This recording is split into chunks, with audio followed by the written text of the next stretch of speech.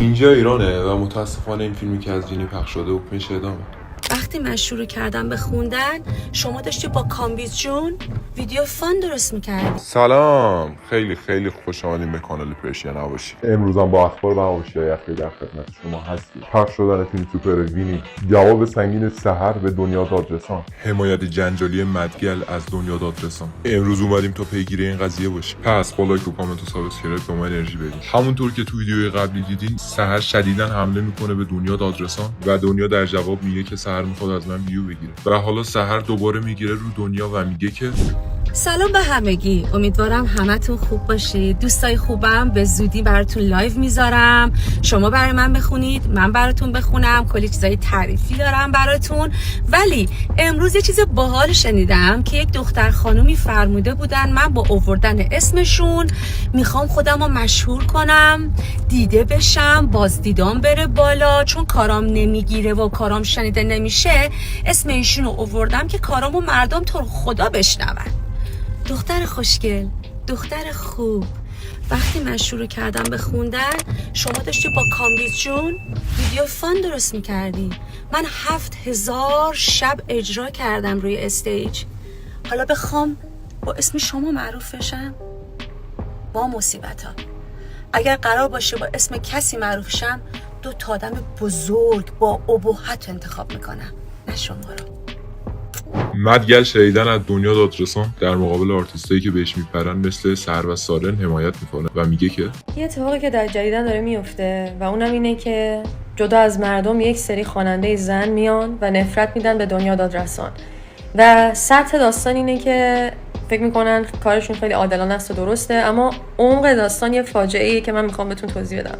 آیا به نظر من آهنگای دادرسان خوبه؟ نه. آیا به نظرم خیلی تواناست به عنوان خواننده؟ اصلاً. آیا دارم این حرفا رو میزنم چون دوست جونجونیمه؟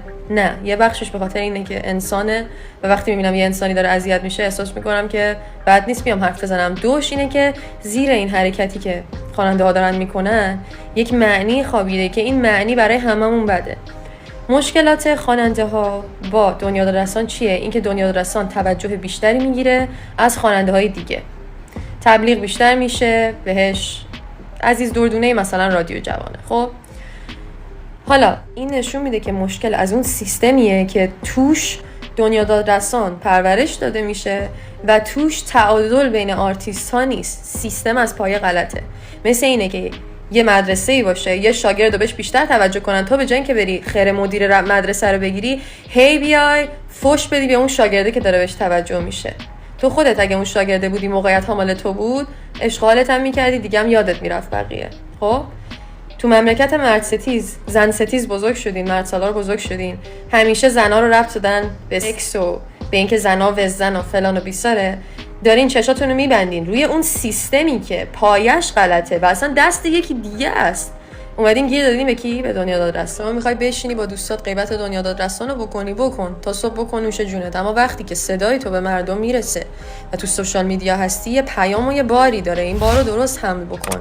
همتونم میدونین مشکل کس دیگه است، به خاطر اینکه وقتی میشینین تو جمع آرتیستا شروع میکنین میگین فلانی بده، اما نمیخواین باش بد شین، کارتون گیره، میخواین پس فردا آهنگ میدین براتون آهنگا رو پخش کنه، پس میایین زورتون به اون کسی که میرسه به عنوان دنیا دادرسان هرستون اونجا خالی میکنین. بعدم فکر میکنین خیلی حرفاتون قشنگه و عادلی. نه، این بزدلیه. من احترام به دنیایی که موقعیت بهش داده شده داره از موقعیت استفاده میکنه میگم ایول you go girl، برو حالشو ببر. اما تویی که این دورویی رو میکنی، یکی دیگر رو میکوبی، جرئت نداری بری با اون دشمن اصلی چون دنبال منفعتتی، بعد ناراحتی که یه موقع منفعتی چرا فلانی منفعت خودش رو دنبالشه، این قابل احترام دیگه نیست. این حرفا رو هم نزدم که حمله کنم به این آدمایی که دارن به دنیا دادرسان میپرن، بگم شما چرا عوضین، شما فلانی. انسان جایز الخطاست. خود من هزاران تا اشتباه کردم، خواهم کرد، حتی تو این زمینه هم کردم و ما میتونیم آگاهی برای هم بیاریم به جای اینکه همدیگر رو محکوم به تنبیه و نفرت بکنیم.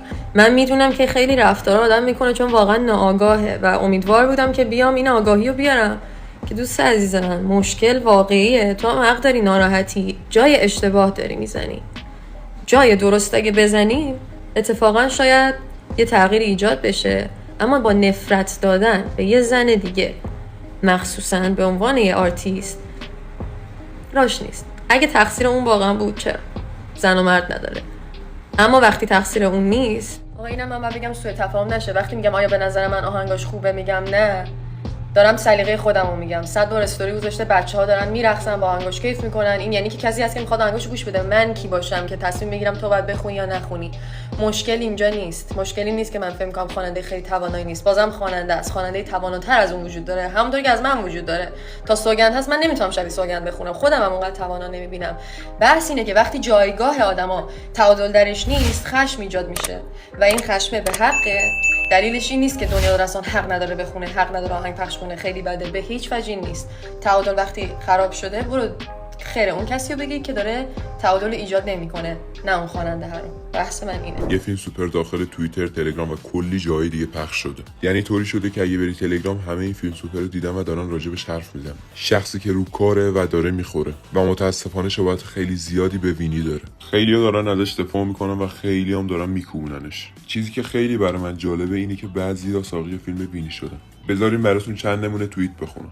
فیلم وینی رو خریدارم. بچه‌ها تنها خواهش که ازتون دارم اینه که لطفاً فیلم وینی رو پخش نکنید، برای هم دیگه نفرستید و هر چیز دیگه‌ای. بچه‌ها یه ویدیو از وینی پخش شده که مناسب نیست و یه حرومزاده پخش کردید. تنها کاری که میتونید بکنید جلوی شیر کردنش رو بگیرید. خواهش می‌کنم. اینایی که فیلم این وینی رو که معلوم نیست واقعی یا نه داری به هم میفرستید، 1% واقعی باشه زندگی طرف رو دارین نابود می‌کنید. خب بچه‌ها تا اینجا بسه. یکم باهاتون حرف بزنیم و ویدیو رو تموم کنیم. بچه‌ها ما خودمونم به شخصه دوست داشتیم این ویدیو رو پخش کنیم. فقط شایعه و هواشی‌های اخیر رو بررسی کردیم.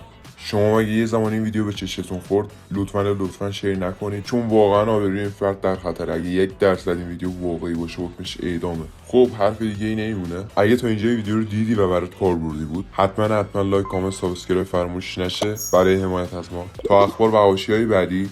پیس.